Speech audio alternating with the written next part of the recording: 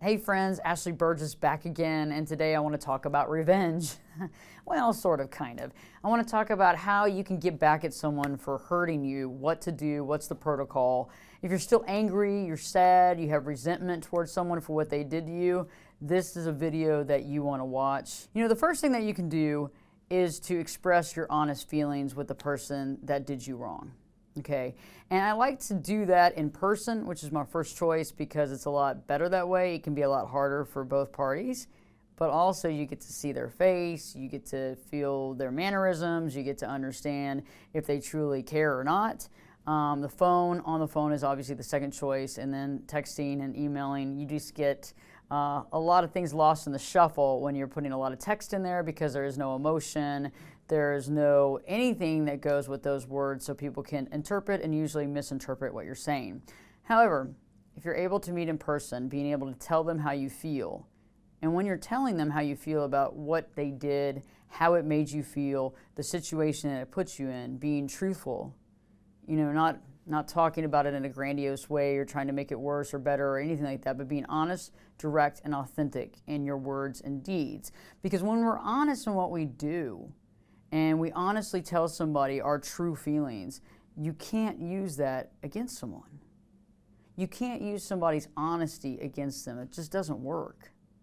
And the cool thing is that you are honest in your delivery and your dedication to the truth and being who you are. And so not only are you taking the step to be honest, you're also taking the higher ground. This form of action allows us to not be a quiet victim anymore. And let me give you an example from my own personal life.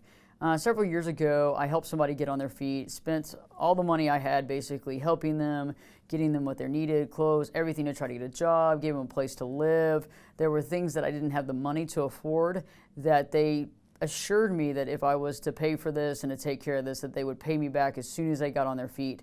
And I believed them. And so with my belief and my understanding that this was all going to happen, I put a lot more money than I really had to spend or I had really to help them out. Well, eventually they got on their feet, things went really great, they got this amazing job, they were doing really amazing, driving an amazing car, living in an amazing place, and all of a sudden I was no longer on speed dial. I was no longer really a friend or anything. They acted like there was no debt, they didn't have to pay me anything, and I was at a point in my life where I could really not only use that money, but I could really use a friend that would actually have stepped up to the plate and done the right thing. So I was constantly beating myself up over it. Like, I can't believe that I believe this person. I can't believe that I did this, that I put myself in this situation. And I can't believe that I believed them to do what they said they were going to do. And so after, well, I'd say several months of consistently beating myself up and finding fault and negativity in everything in my life, and really focusing on the situation over and over and over and over again and how angry I was about it, I decided that I needed to write a letter. But that wasn't all that I needed to do. So what I did is I wrote a long letter, and I hand wrote it, and I put it in an envelope, and I looked at it. And I was like, do I send the letter, or what do I do? And I knew in my heart, sending a letter is one thing, but actually seeing the person is another. So I just dealt with it. I was stressed out, and I swallowed my stress and just being scared about the whole thing, because I think a lot of times when we are victims, for some reason we feel scared to speak up, okay? And so I picked up the phone and I said, hey, let's meet for dinner. And sure enough, we set up a meet the next day, and I brought the letter with me, and I met him at his house, at this amazing house that he had. And I walked in the door and he said, where do you want to go for dinner? And I said, well, I want to go nowhere, but I want you to sit down and I want you to read this letter. I watched him as you read the 2-page letter. That is very interesting. You get to see how somebody actually feels and thinks, how much they actually care about what they put you through. But also, you have everything. You said everything. And I remember he put the papers down and he asked me, he goes, seriously, that's why you're here? And I go, seriously, this is why I'm here. Because of this, and that. Now, I'd like to tell you the story that, yes, indeed, they paid me back all the money and everything's great and we're best friends. Well, that's just not the case, okay? But the case is that I was able to get that off my chest. I was no longer a quiet victim, and I let them know exactly where I stood, how I felt, and what I was thinking about them not holding their end of the bargain. I think that's interesting because when you're actually able to do this kind of stuff, it might be a little scary in the beginning and it might be a little stress. I don't know, you might be a little stressed out, it's like, oh, you have like those butterflies in your stomach. But once you do it and you get through it, it's a very powerfully invigorating process that makes you look at yourself and go, man, I'm a badass. Okay, I can do this. So I think that if you begin to think about who has wronged you and what can you do to have a direct conversation with them, begin to think about that now. The second step that you can do is to make it clear that they owe you an apology, okay? Because oftentimes we like to sugarcoat things. We like to people please. We don't want to, we don't want to make people feel odd. We don't want to rock the boat, and so we might be in a public place or we might be around other people. And so instead of asking for that apology, we might start with some small talk. Oh, how are you doing? How is this going on? Oh, have you taken any vacations? How is work? But the problem is that when you begin to communicate that way with somebody that has done you wrong, you begin to lose power in the relationship. Because now you're buddies again. And they haven't had to apologize for anything or do you right for anything. Now y'all are just buddies all over again, and you've gotten nothing out of the deal.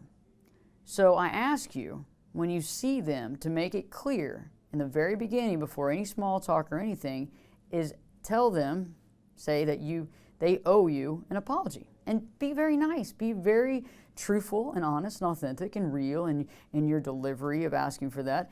And what's going to happen is they're either going to give you an apology, do the right thing.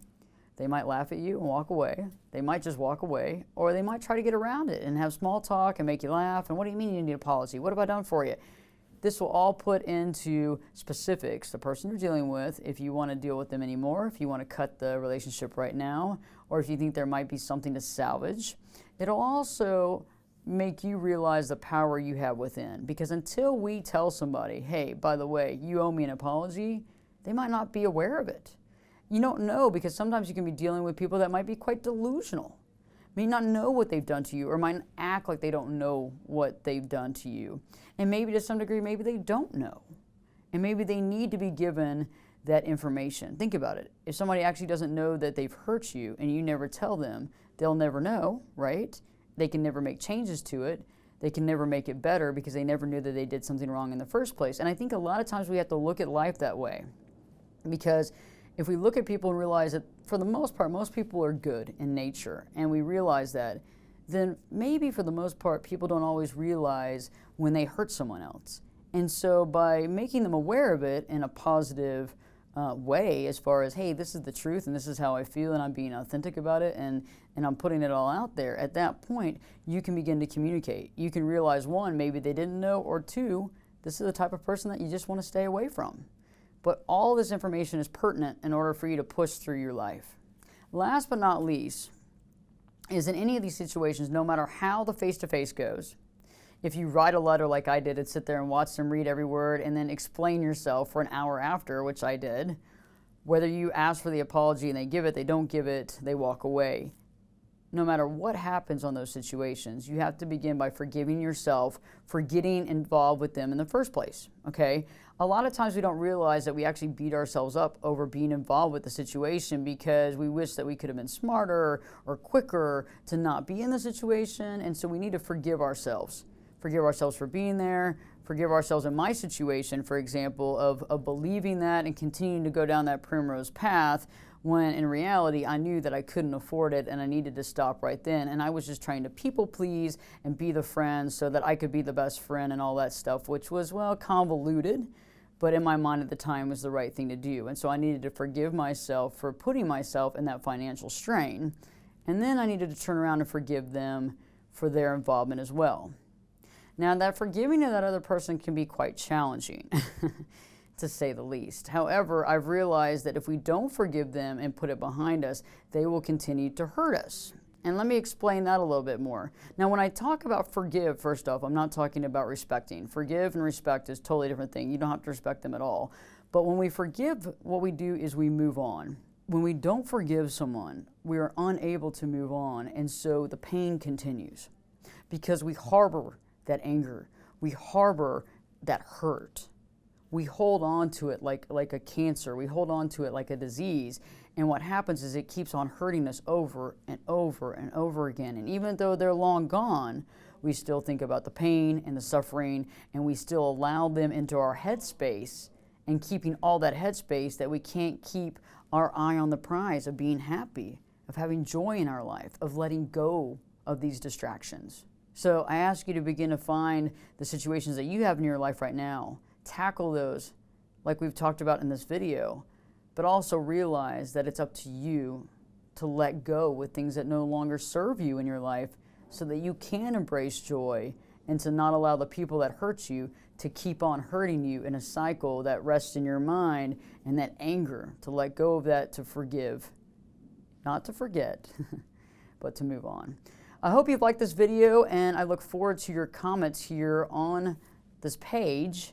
Also, I'd love to hear some things that you've dealt with, because I dealt with the letter, wrote the letter, and that was somebody that I had known since I was 16. It was very painful, and I had to deal with a lot of stress when I was driving up to their house and everything else. It was kind of insane, but I did it, and I went through it, and I learned a lot about myself, and I really found the strength within my own power and my own center to do that and to stand up for myself, and it was so cool. So if you'd like to write some stuff here on the page about how you stood up for yourself, the way you did it and the way you handled it, I want to hear how you made that a reality.